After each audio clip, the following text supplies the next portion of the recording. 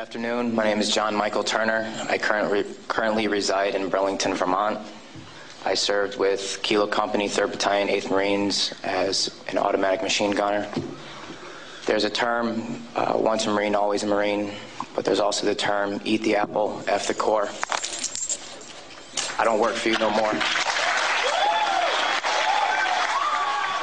That was John Michael Turner stripping his medals and ribbons from his chest and throwing them into the audience to the applause of attendees at Winter Soldier. Turner then went on to describe some of his time in Iraq. On April 18th, 2006, I had my first confirmed kill. This man was innocent. I don't know his name. I called him the Fat Man. He was walking back to his house, and I shot him in front of his friend and his father. The first round didn't kill him after I had hit him up here in his neck area. And afterwards he started screaming and looked right into my eyes.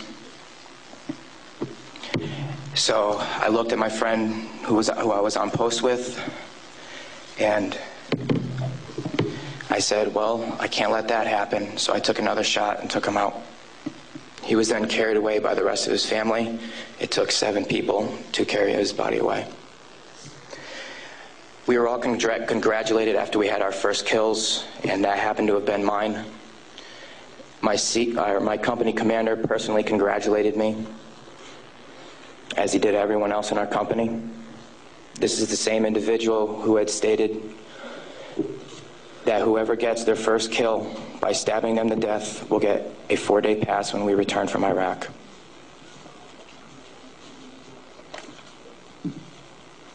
There was one incident where we got into a firefight just south of the government center, about 2,000 meters.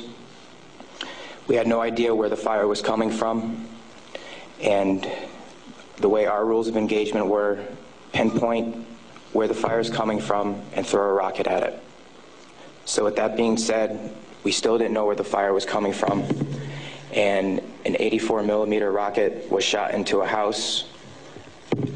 I do not know if there was anyone in it. We do not know if that's where the fire was coming from, but that's what was done. Please go to the next image.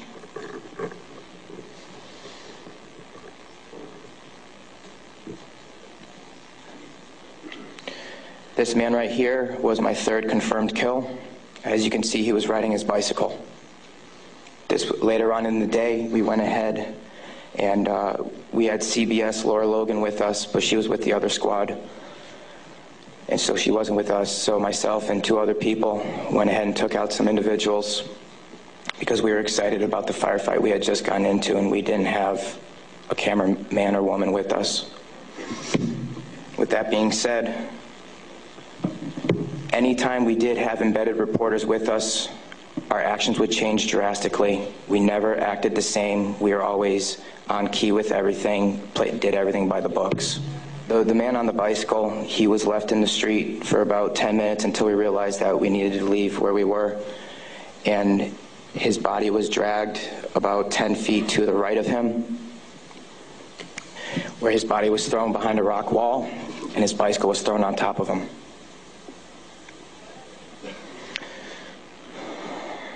Another thing that we used to do a lot was recon by fire, where we would go ahead and try to start a firefight if we felt threatened in any way, shape, or form. There's one particular incident where we were working with the Iraqi Army and the Iraqi Special Forces in downtown Ramadi, and with our squad and the Iraqi Army, there was also lieutenant colonels, majors, first sergeants, and sergeant majors.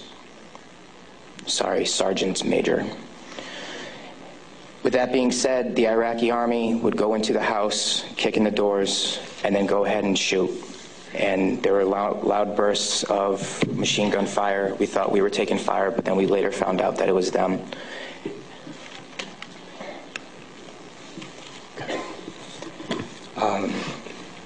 House raids.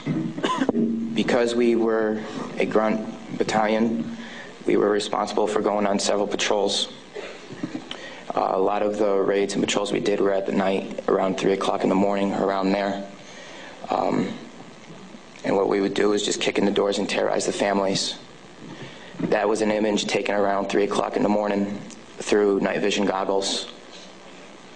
And that is the segregation of the women and children and the men.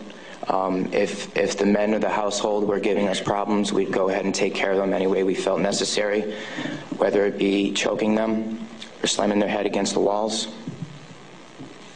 If you go back to that one picture, that was one man that wasn't taken, that was taken care of in a very bad way. Because of all the wiring that he had, it would be considered an IED making material. On my wrist, there's Arabic for FU. I got that put on my wrist just 2 weeks before we went to Iraq because that was my choking hand. And anytime I felt the need to take out aggression, I would go ahead and use it.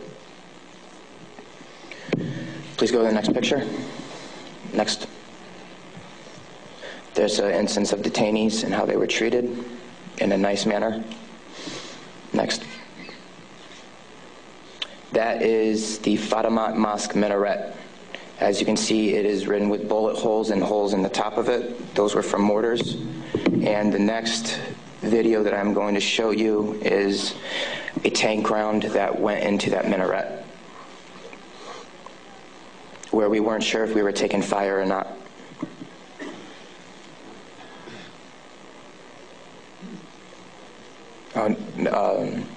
I'll talk about this one. This is after one of the guys in a weapons company had gotten shot.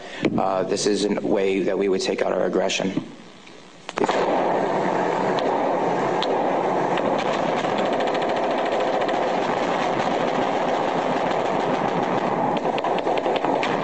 For those of you who don't know, it is illegal to shoot into a mosque unless you were taking fire from it. There was no fire that was taken from that mosque. It was shot into because we were angry. Can you please play the next video?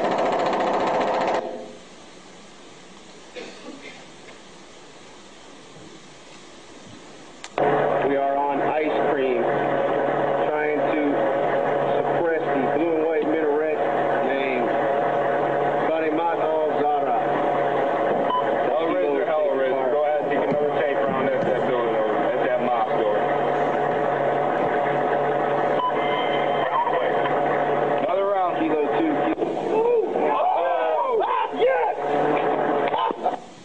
Next image. That, okay. With that being said, there's many more stories and incidents for me to talk about, although we don't have the time to. But this just goes to show you that that was the after effect of the tank round. This just goes to show you that everyone sitting up here has these stories. And there's been over 1 million troops that have gone in and out of Iraq. So the possibilities are endless. Next image, please. The reason I am doing this today is not only for myself and for the rest of society to hear, but it's for all those who can't be here to talk about the things that we went through, talk about the things that we did. Next image.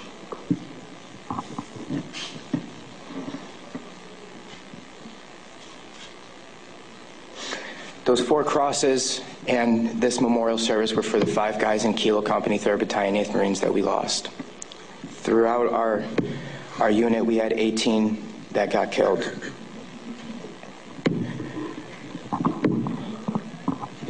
With that being said, that is my testimony. I just want to say that I am sorry for the hate and destruction that I've inflicted on innocent people. And I'm sorry for the hate and destruction that others have inflicted on innocent people.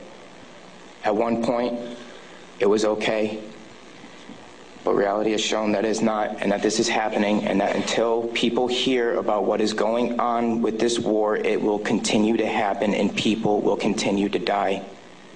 I am sorry for the things that I did. I am no longer the monster that I once was. Thank you.